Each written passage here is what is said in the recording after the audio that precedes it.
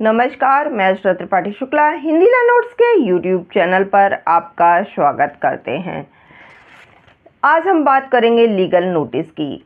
आपको कभी ना कभी लीगल नोटिस किसी को भेजना होता है या फिर आपके पास लीगल नोटिस आ जाती है और आप घबरा जाते हैं कि हम क्या करें, या यदि आपको लीगल नोटिस भेजना होता है तो आपको समझ में नहीं आता है कि हम लीगल नोटिस कैसे भेजें, उसमें क्या होना चाहिए, कब लीगल नोटिस भेजा जाता है, कितने समय में भेजा जाता है और उसका रिप्लाई कितने समय में आता है। यदि आपके पास लीगल नोटिस आया है तो आपको नहीं समझ में आता है कि हम लीगल नोटिस में क्या करें, कितने दिनों में इसका रिप्लाई दें, कैसे इसका रिप्लाई दें, तो आज की वीडियो बस आपके लिए ही है। वीडियो को लास्ट तक देखते रहिएगा। और यदि अभी तक आपने चैनल को हमारे सब्सक्राइब नहीं किया है तो कानूनी जानकारी के लिए आप हमारे चैनल को सब्सक्राइब जरूर कर लीजिएगा। लीगल नोटिस होता क्या है हम आपको बता दें। तो यह क्या होता है, यह एक व्यक्ति के द्वारा जो दूसरा व्यक्ति है उसको भेजी गई एक सूचना होती है जो कि सूचित करती है कि भाई अब हम आपके खिलाफ जो है कानूनी कार्रवाई शुरू करने का इरादा रख रहे हैं। यह कब भेजी जाती है, तो आपको बताते हैं कि यह एक प्रकार का सिविल रॉन्ग होता है। यानी कि यदि आपके साथ में किसी ने अगर गलत किया है तो इस नोटिस के द्वारा आप उसको बताएंगे कि भाई आपने मेरे साथ यह गलत किया है और या तो आप इसका भुगतान कीजिए या तो फिर हम आपके इसके खिलाफ हम कोर्ट में जाएंगे। तो ये इस प्रकार की जो सूचना होती है वह दूसरे व्यक्ति को दी जाती है।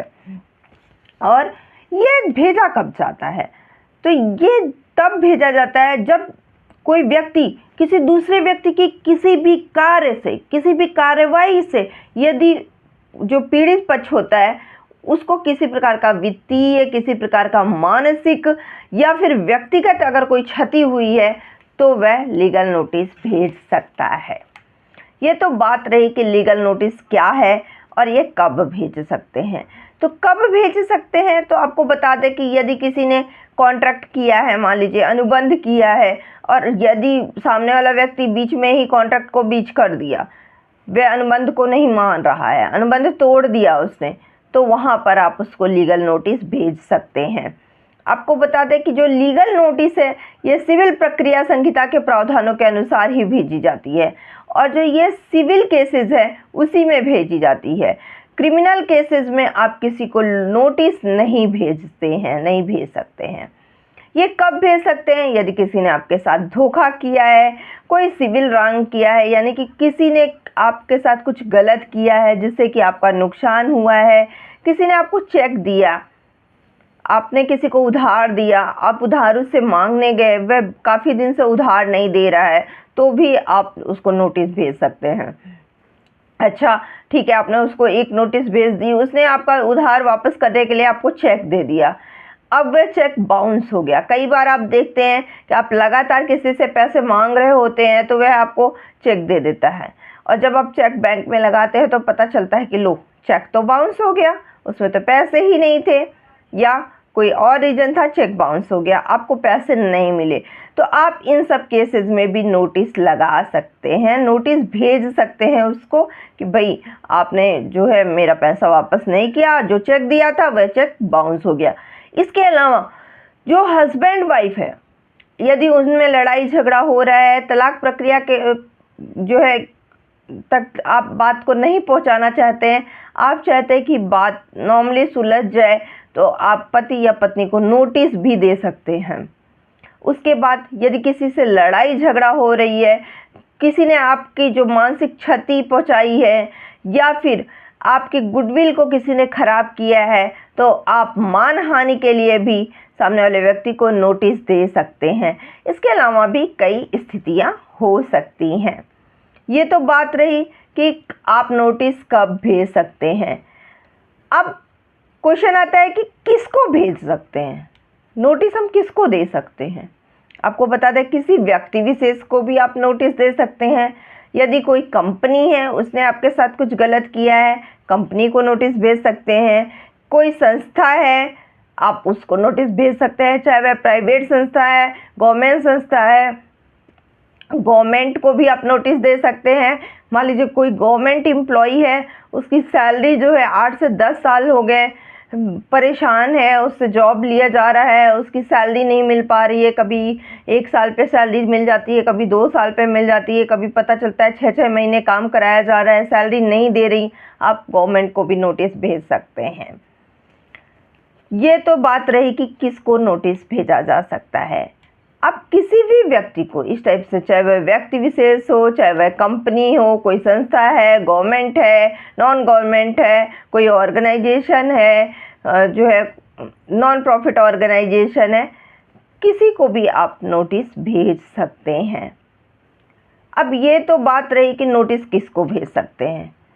अब इसके फायदे क्या हैं,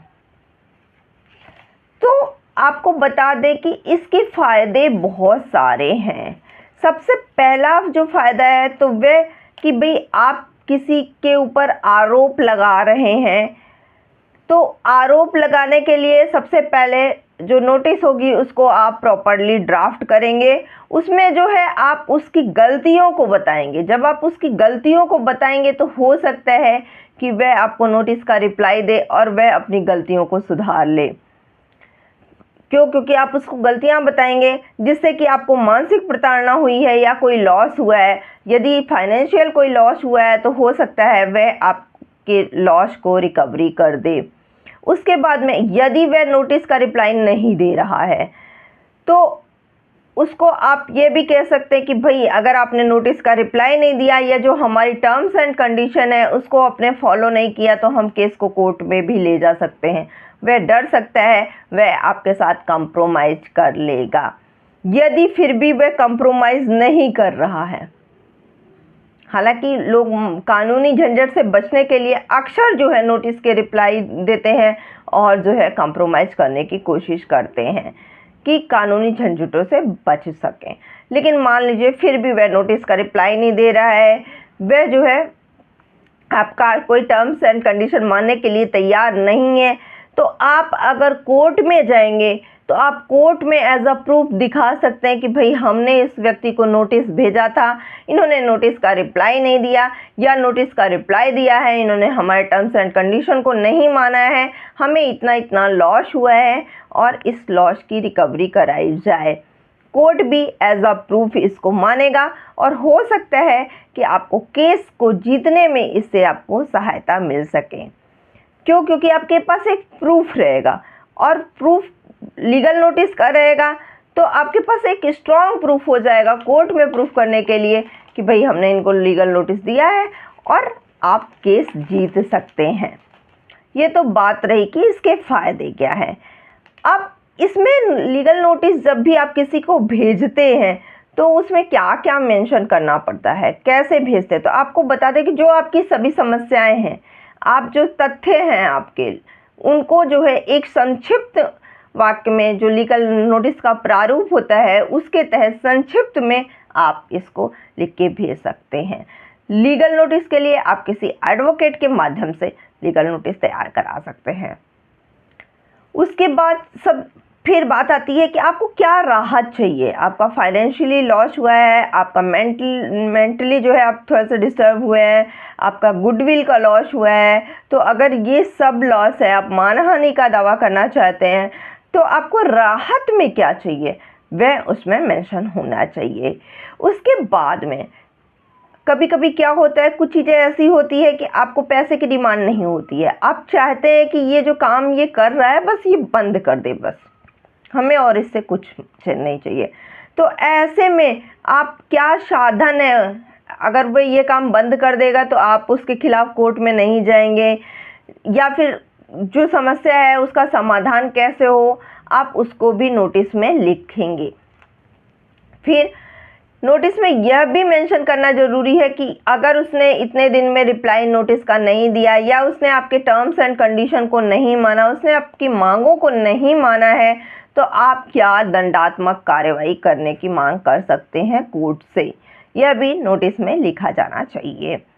उसके बाद जिसको आप नोटिस दे रहे हैं उसका नाम, उसकी आवश्यक जानकारी जो है वह भी मेंशन होना चाहिए। आप किस वकील के थ्रू जो है नोटिस भिजवा रहे हैं उस वकील का पूर्ण विवरण उस नोटिस में होना चाहिए। ये तो बात रही कि अगर आपको किसी को नोटिस भेजना है तो अगर कोई आपके पास नोटिस भेजा है, किसी प्रकार की नोटिस आपके पास आई है, तो आपको क्या करना चाहिए। तो सबसे पहले तो जब भी आपके पास कोई भी नोटिस आए, आपको उसको पूरा पढ़ना है। आपकी जो उसकी जो बातें हैं उसको संक्षिप्त में लिख लेना है, पॉइंट आउट कर लेना चाहिए कि क्या क्या इन्होंने मेन बातें लिखी हैं। फिर आप उसको पॉइंट आउट कर लीजिए। फिर उसके जो जवाब है आपको देना है वह संक्षिप्त जवाब आप उसका लिख के दीजिए। संक्षिप्त जवाब के साथ ही साथ यदि उससे रिलेटेड कोई प्रूफ है, कोई दस्तावेज है, तो आप उसको भी उसमें मेंशन कीजिए, जिससे कि समझ में आएगा, क्लियर हो जाएगा कि आप जो कर रहे हैं वह गलत नहीं है। और सामने वाले को सेटिस्फाइड रिप्लाई दीजिए कि उसको लग रहा है कि ये चीज़ें गलत है, उसने आपको नोटिस दिया है। आप जो है उसको ये समझाने की कोशिश कीजिए कि भाई आपने जो नोटिस दिया है वह मैंने अच्छे से पढ़ लिया है, उसका रिप्लाई ये है, मैं गलत नहीं हूँ। यह आपको नोटिस के रिप्लाई में प्रूव करना होगा।